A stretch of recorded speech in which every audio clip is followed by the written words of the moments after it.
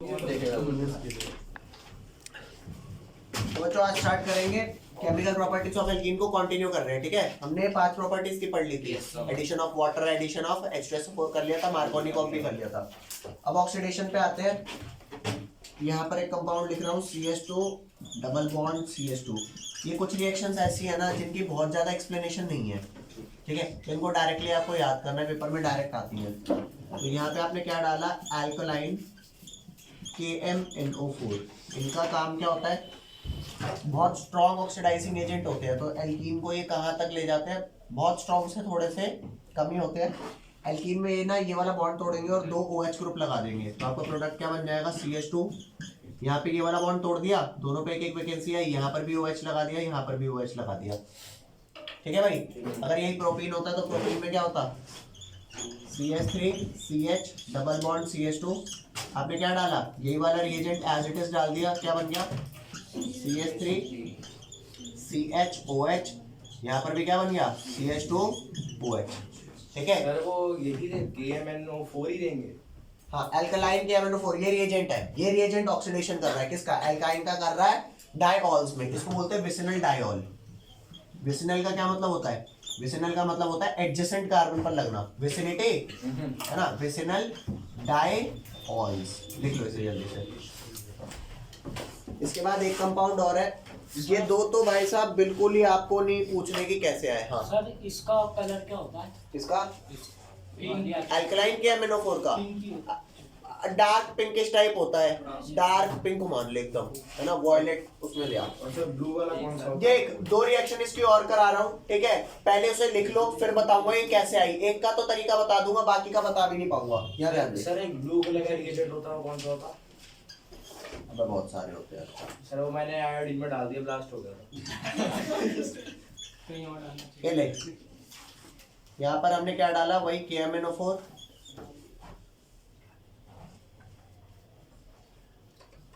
ठीक है भाई, KMNO4 डाला यहाँ पर। इस बार एसिड के उसमें डाला, H+ के उसमें। ठीक है, तो यहाँ पर क्या हुआ, ये वाला बॉन्ड टूटा, ये वाला double bond, CH3 C double bond, ये बॉन्ड टूटा, यहाँ पे डबल O लग गया, एक कन्वर्ट हो गया CO2 में और एक कन्वर्ट हो गया H2O में। ये रिएक्शन ना एज इट इज लर्न करनी है। नेक्स्ट एक रिएक्शन और देखो, कौन सा, ये लास्ट वाला KMNO4 का H+ ऑब्लिक H+। अगला CH3 CH double bond CH CH3। इसका ना याद रखने का तरीका बता दूंगा कि याद कैसे रखते हैं। इसमें भी हमने क्या डाला, KMNO4 in the presence of H+। ये क्या बनाएगा, 2 मॉलिक्यूल ऑफ इथेनोइक एसिड। ठीक है, इसको याद रखने का तरीका बताऊंगा, एक अगली रिएक्शन और करा दूं बस। ठीक है भाई, इसे लिख लो पहले। देखना भैया ओजोनोलिसिस क्या होता है। जैसे कि मान करके चलो, एक कंपाउंड दे रखा है आपको CH3 CH डबल बॉन्ड क्या CH2। ओजोनोलिसिस के लिए रिएजेंट्स क्या डालते हैं, सबसे फर्स्ट नंबर पे डलता है, मतलब जब ये दोनों डालेंगे तभी ओजोनोलिसिस होगी। सबसे पहले डलता है O3 जो कि ओजोन होता है। सेकंड डलता है zinc in the presence of water, ये डलता है। ठीक है, तो सबसे पहले मैं आपको ये बताता हूँ, उसके डायरेक्ट प्रोडक्ट लिखना। ठीक है, आपने वेलकम पिक्चर देखी है? वेलकम पिक्चर में जो आपने मजनू भाई देखा है ना, मजनू भाई का जो चश्मा होता है वो कैसे खुलता है, यूं उतरता नहीं है, वो ऐसे बीच में से, हाँ, फिर वो कुछ भी देखता है ऐसे, जो देखना होता है। अगर कुछ गौर से देखना होता है, एक बार चश्मा खुल गया तो फिर वो लड़की उसके आँख में। अरे तो ये वाला जो आपका कंपाउंड है ना, इसका जहां जहां आपको डबल बॉन्ड दिखे ना, ओजोनोलिसिस के प्रोडक्ट लिखने के लिए आपको वैसे ही खोलना है उसे। जैसे चेक करके देख, यहाँ पर ये डबल बॉन्ड लिखा हुआ है, तो ये डबल बॉन्ड को ऐसे ही, ये मजनू भाई के चश्मे जैसा यूं खोल दिया हमने। अब ये खुलेगा कैसे, डबल बॉन्ड से एक पार्ट इधर हो गया, एक पार्ट उधर हो गया। तो यहाँ ध्यान देना, CH3 CH ये डबल बॉन्ड खुल गया, और वहां पर जो CH2 लिखा था यहाँ पे भी डबल बॉन्ड खुल गया ना। अगर मैं इनको जोड़ देता हूँ वापस से वही कंपाउंड बन जाएगा, बॉन्ड हट जाएगा। अरे ये लिखने का तरीका है, मतलब ये बता, पहले मैं तुम्हारे को एक शॉर्टकट मेथड बता रहा हूँ जिससे आप प्रोडक्ट्स लिख दोगे, फिर इसका लॉन्ग कट बता दूंगा कि पेपर में आता है करते कैसे हैं। तो ये आपने CH ये डबल बॉन्ड ऐसे तोड़ दिए, अब यहाँ पर भी डबल O डाल दो, यहाँ पर भी डबल बॉन्ड O डाल दो, तो ये कंपाउंड क्या बन गया, CH3CHO। ये CHO ग्रुप एल्डिहाइड होता है आपका। तो ये आपका कंपाउंड बन गया CH3COOH। अरे CHO ऐसे ही तो लिखते हैं। एक कंपाउंड आपको क्या मिल गया, इथेनॉल। और ये जो CH2O लिखा है इसे कैसे लिखेंगे, इसका एक एच इधर लिखो और यहाँ पर COH हो गया। इस कंपाउंड का नाम क्या है, इस कंपाउंड का नाम है मीथेनॉल। अब आप बताओ कि सबसे पहले आपको ये बात समझ आई कि नहीं आई कि डबल बॉन्ड कैसे तोड़ेंगे। एक और एग्जांपल करके दिखा रहा हूँ। मान लो किसी कंपाउंड में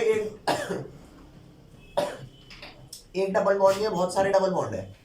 किसी कंपाउंड में एक नहीं है, बहुत सारे डबल बॉन्ड है। मैं कहता हूँ 50,000 डबल बॉन्ड लगा दे। सबको तोड़ने का एक ही तरीका है, याद ध्यान दे। कोई भी एक हाइपोथेटिकल मॉलिक्यूल ले लेता हूँ, कौन सा, याद ध्यान देना।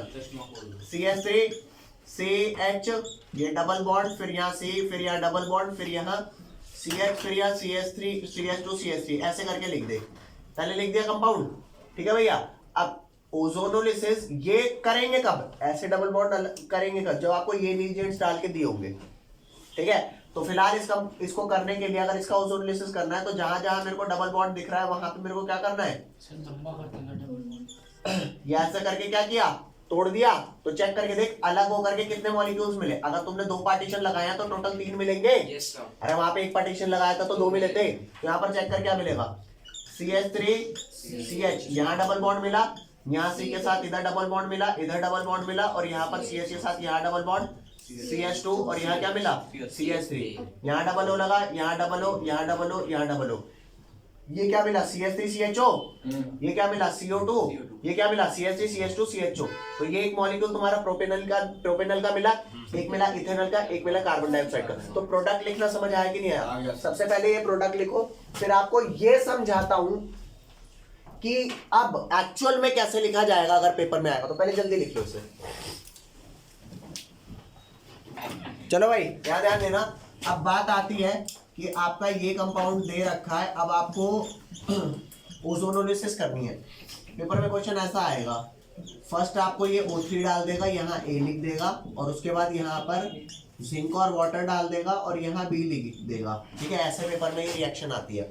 तो क्या करना है, इसका एक्चुअल तरीका बता रहा हूँ। जो आपका डबल बॉन्ड जो मैंने बताया था ना, मंजू भाई के चश्मे की तरह खोलना है, वैसे नहीं खुलता ये। वो तो एक शॉर्टकट मेथड है प्रोडक्ट जल्दी बताने का। एक्चुअल मेथड ये है, ये डबल बॉन्ड आप पूरा हटा देंगे, CH3 CH CH2 हटा दिया आपने पूरा डबल बॉन्ड। O3 में 3 ऑक्सीजन होते हैं, आपको हट बनानी है। यहाँ पर एक O यहाँ इस कार्बन से बॉन्ड करा और 2 O यहाँ ऐसे बॉन्ड कर दिए, बन गया हट, ठीक है। अब जैसे ही आप जिंक और वाटर डालोगे ना, तो जिंक क्या करेगा, इस ऑक्सीजन को लेके चला जाएगा। जिंक क्या करेगा, इस ऑक्सीजन को लेकर के चला जाएगा, क्या बना देगा ZnO, ठीक है। अब जब ये ऑक्सीजन चला गया तो आपके पास ये O बचा और ये O बचा, तो वो कहेंगे अबे यार इस कार्बन का बॉन्ड तो टूट ही गया।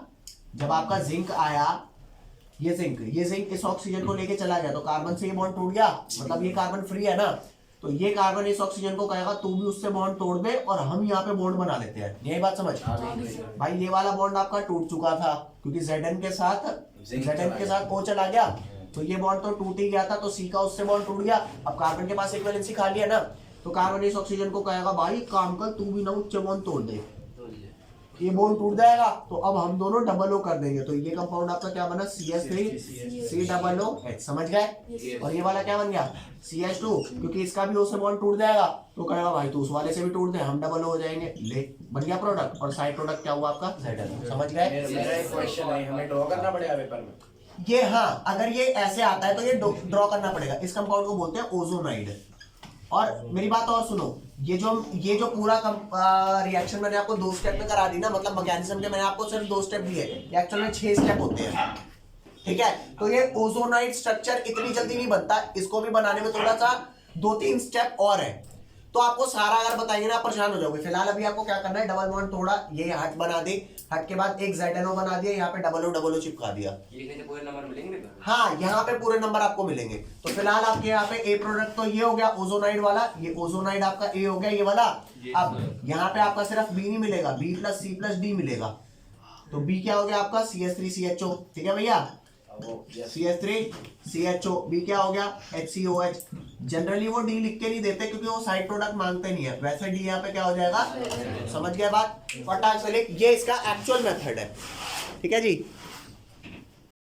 सो गाइस सी दिस, पॉलीमराइजेशन में क्या होता है, जैसे आपको पता है एक यूनिट को मोनोमर बोलते हैं, 2 को डाइमर, 3 को जब ये तीनों जुड़ जाए तो ट्राइमर, तो ऐसे बहुत सारी जुड़ जाए तो पॉलीमर। तो पॉलीमर किसी चीज के बनाने के प्रोसेस को बोलते हैं पॉलीमराइजेशन। आपको एक चीज बताता हूँ, पॉलीथीन हमने वर्ड सुना है? Yes. आप बताओ पॉलीथीन हिंदी का वर्ड है इंग्लिश का है? इंग्लिश इंग्लिश का है, इनफैक्ट साइंस का वर्ड है। कैसे? यहाँ पर ध्यान देना, यहाँ पर इथीन लिखा है, अरे बोलो, ये इथीन लिखा है, ये इथीन की एक यूनिट है। अगर ऐसी इथीन की 10,000 यूनिट जुड़ जाए तो मैं कहूंगा polythene. So this is polythene, ठीक है भैया। तो n मॉलिक्यूल्स, सर ये बैन हो चुका है अपनी पर। नहीं पढ़ना तो है, क्योंकि एक पर्टिकुलर थिकनेस से कम वाला बैन हुआ है, बाकी पॉलीथीन नहीं बैन हुआ। सर हम समझो, इसका सिंगल यूज ही कर सकते तो यहाँ ध्यान दे। तो n मॉलिक्यूल्स ऑफ CH2 कैसे जुड़ते हैं, यहाँ ध्यान देना। ये CH2 है, अरे यहाँ देख ले, ये CH2 लिखा है, ठीक है। ये CH2 में ये कार्बन कहता है मैं तेरे से बॉन्ड तोड़ रहा हूँ। अरे क्यों तोड़ रहा है भाई? भाई क्यों तोड़ रहा है? क्योंकि वो और 11 तोड़ ले रहा है इसकी बोझ। यू कहेगा मैं नेक्स्ट CH2 मॉलिक्यूल से जुड़ूंगा, वो कहेगा तू जुड़ेगा तो मैं कौन सा रुकूंगा। अरे यही तो मॉलिक्यूल था। यू कह रहा है मैं भी अगले CH2 मॉलिक्यूल से जुड़ जाऊंगा, वो कहेगा मैं भी अगले CH2 मॉलिक्यूल से जुड़ जाऊंगा। तो ये एक इथीन नहीं रहेंगे, जैसे करके 10,000 इथीन जुड़ जाते हैं, पॉलीइथीन बन जाता है। समझ गया बात? तो n मॉलिक्यूल्स ऑफ ये जो आपके इथीन है, दीस बिकम्स CH2 के कितने, ये ऐसे करके कितने मॉलिक्यूल्स जुड़ जाते हैं? n molecules. मेरा एक क्वेश्चन है ना? इनको CH2 मिल कहां से रहे हैं?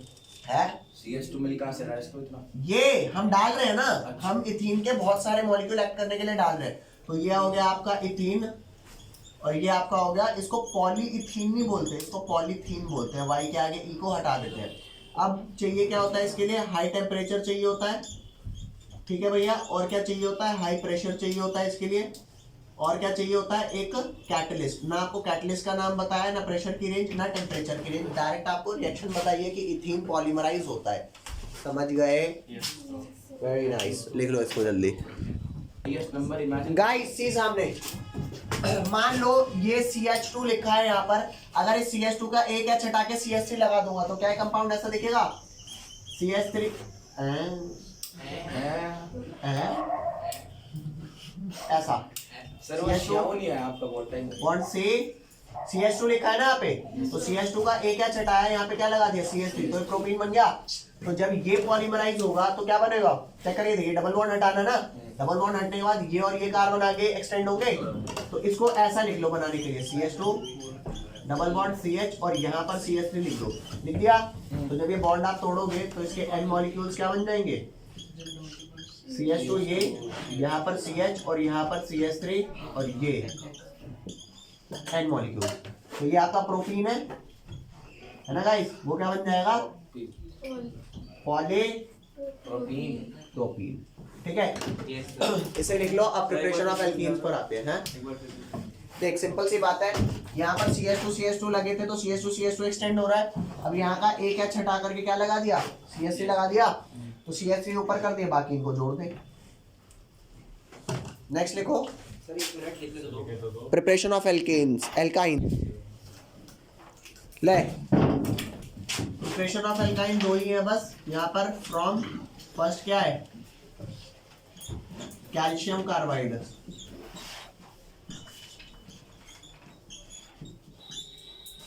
Carbide. You guys know CaCO3 क्या होता है? CaCO2 carbonate. Calcium carbonate.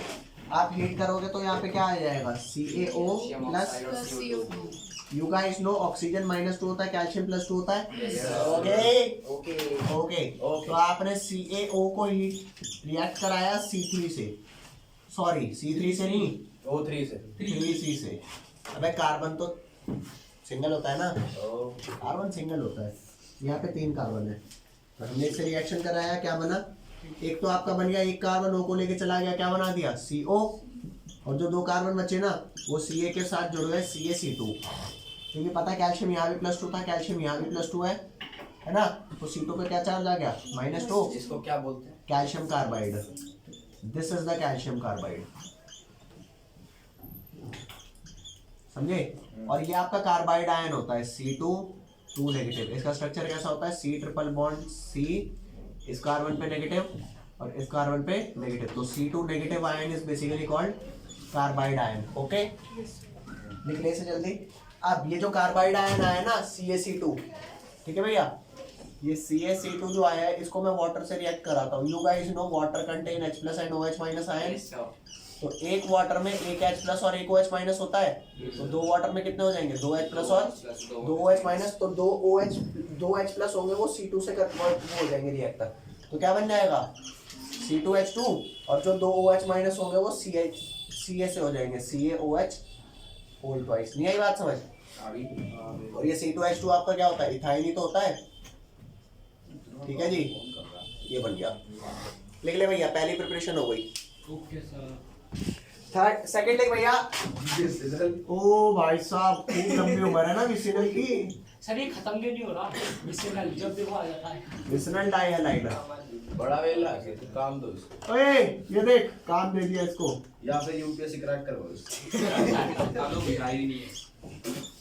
UP का होगा। तुझे क्या पता बिहारी नहीं है, यहाँ ध्यान दे। सॉरी। अरे इधर देख, इधर इसी की बात कर रहा हूँ, विसिनल डाइहाइलाइड की। CH2Br CH2 Br, ठीक है भैया। इसमें मैं क्या करूंगा, वही बीटा एलिमिनेशन करूंगा, अल्कोहलिक KOH। अगर मैंने एक अल्कोहलिक KOH डाला तो यहाँ से Br निकलेगा और उधर से क्या निकलेगा, एक H निकलेगा। अरे एक H निकाल दो, तो क्या बना यहाँ पर, इधर CH2 रह गया, यहाँ पे डबल बॉन्ड बन गया और वहां से एक H निकला और यहाँ Br रह गया। एक बार और अल्कोहलिक KOH डालूंगा तो यहाँ से Br निकलेगा और यहाँ से भी H निकल गया, तो क्या बना CH ट्रिपल बॉन्ड। अरे बढ़िया। अब बात ये है कि सेकंड केस में अल्कोहलिक KOH नहीं डालते, एक और रिएजेंट डालते हैं। कहता है भाई मैंने एक बार करवा दिया, अब मेरे बस का नहीं है दोबारा से डिहाइड्रो हाइड्रोजनेशन कराना, तो हम यहाँ पे डालते हैं क्या, NaNH2। इसका नाम क्या होता है, Na होता है सोडा और ये होता है माइड, सोडा माइड। तो इस रिएक्शन को रिवर्स डाल दिया तो कुछ नहीं होगा, तो भी हो जाएगी। नहीं, अल्कोहलिक KOH उस वाले से नहीं रिमूव करा सकता, ये तो करा देगा। तो इस रिएक्शन को हम डायरेक्ट ऐसे लिखते हैं, CH2 यहाँ पर Br और यहाँ पर भी क्या Br। इसमें आप सबसे पहले क्या डालेंगे गाइस, अल्कोहलिक KOH, और यहाँ क्या डालेंगे गाइस, NaNH2, और डायरेक्ट यहाँ पर लिख देंगे CH ट्रिपल बॉन्ड CH। आपको वो ऊपर वाला करके अगर आया तो वैसे कर देना, नहीं तो डायरेक्ट आप यहाँ पे करोगे। ये प्रिपरेशन डन हो गई, अब इसकी प्रॉपर्टीज पे आएंगे।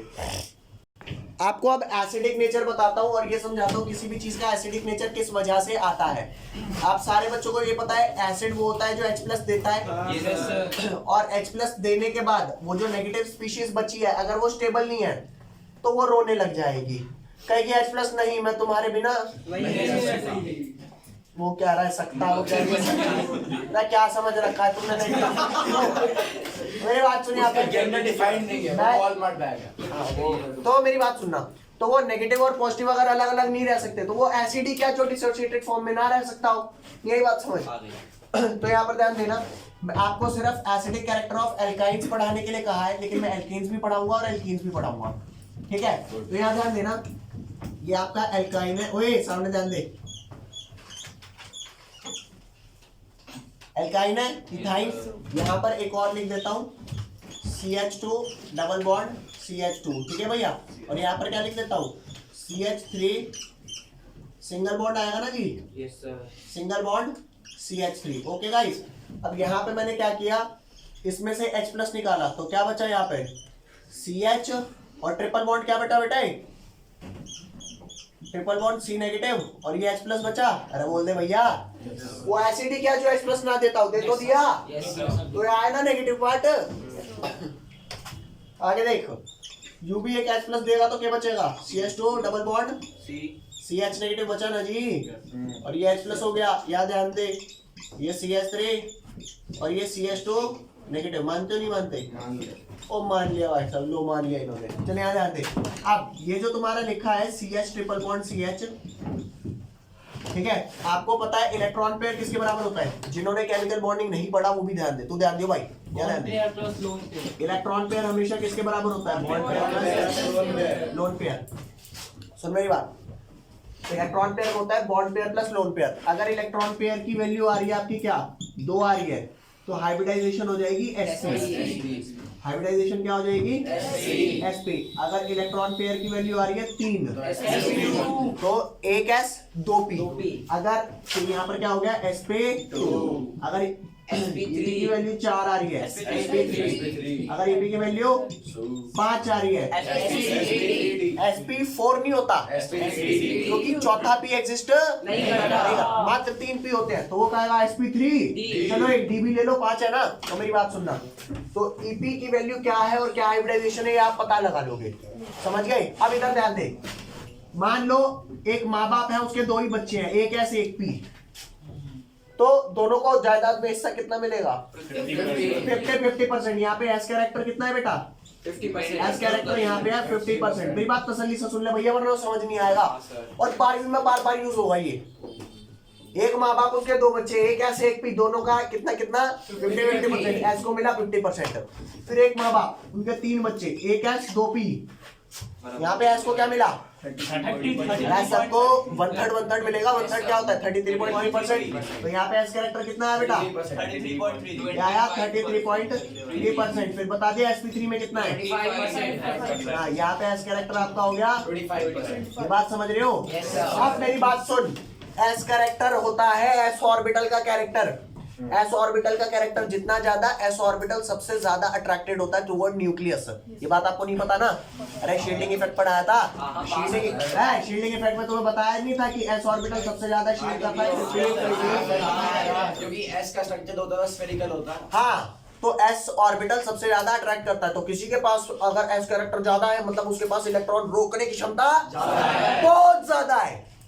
एस कैरेक्टर कम है, इलेक्ट्रॉन रोकने की क्षमता नहीं है। नहीं आई बात समझ। नहीं तो नहीं होता सर, होता तो है वैसे। क्या क्षमता होती तो है, पावर तो होती मैं है। चमन कम की कह रहा हूँ ना, नहीं की थोड़े कह रहा हूँ। अबे नहीं बोला अभी।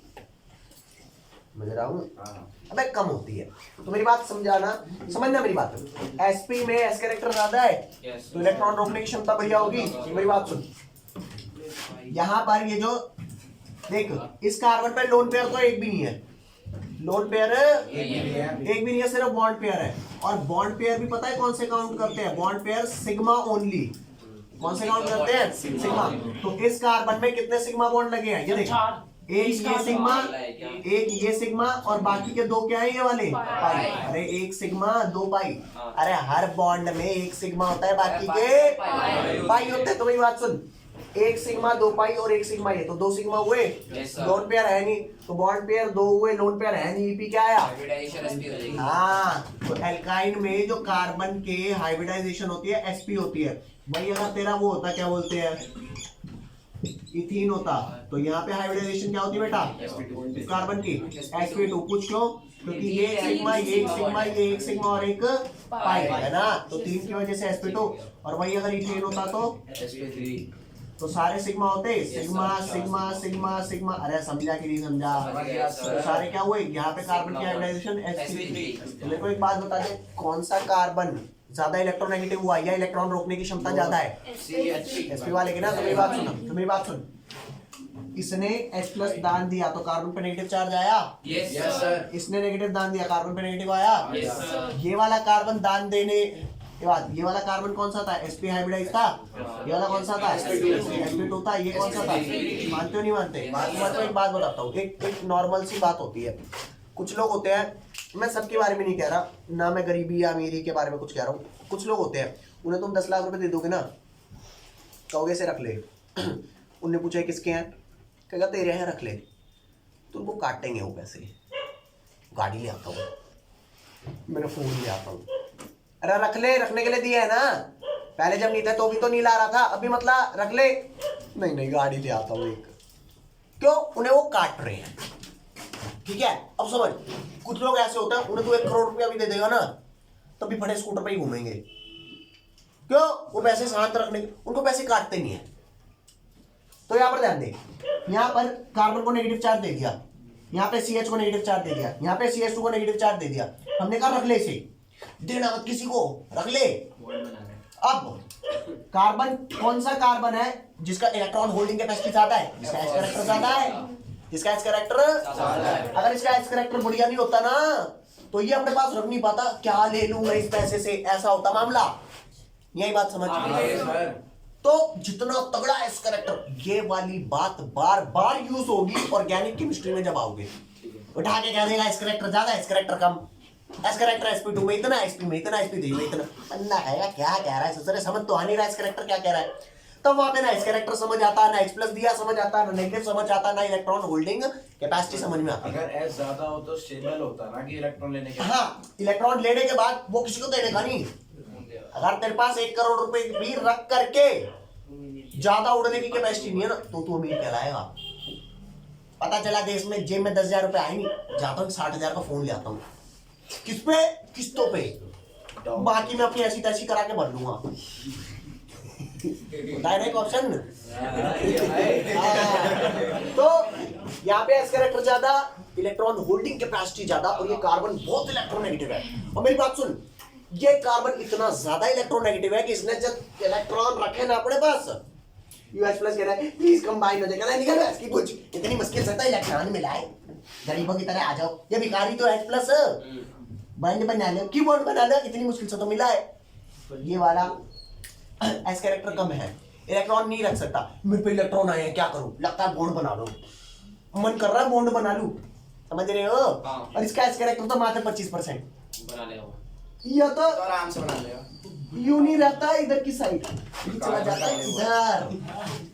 वहां क्यों चला गया? उन्होंने कहा मैं नहीं रह सकता तुम्हारे बिना, H प्लस मेरे पे इलेक्ट्रॉन है, मैं बनाऊंगा बॉन्ड, आओ तो सही। कार्बन का तो बजाय कि उधर रहने के वो किधर आ गया, कॉर्नर इधर कहां से आ गया? तो बनेगा मेरे भाई। सुन मेरी बात, वो डिसोसिएटेड फॉर्म में नहीं रह पा रहा, उसको इलेक्ट्रॉन मिले। अच्छा दोबारा। हाँ, तो वो एसिडिक या जो H प्लस दे ना पाए, अनडिसोसिएटेड फॉर्म में आ गया। ये वाला भी उधर नहीं रह पाता, इधर आ जाता है। इसको एक बार मिला है नेगेटिव चार्ज, क्या था, अब नहीं देगा तेरा भाइयों किसी को भी, समझ गया, ये नहीं जाएगा। इसलिए याद रखना एल्काइंस की एसिडिटी पढ़ाई जाती है, एल्कीन्स और एल्केन्स की, और ये एल्काइन इतना एसिडिक होता है जितना HCl, जबकि ये उतने एसिडिक नहीं होते। जो HCl भी होता है ना बेटा, एक बार टूट गया ना पानी में डालने के बाद, फिर वो लाख कोशिश करे Cl नेगेटिव आज हम क्या बॉन्ड बनाने, निकल सरे यहाँ से, मरी जा तू कहीं जाके। ये भैया तो उससे बॉन्ड नहीं बनाने देगा भाई, मैं खुश हूँ, इलेक्ट्रोनेगेटिव है ना, बहुत दे।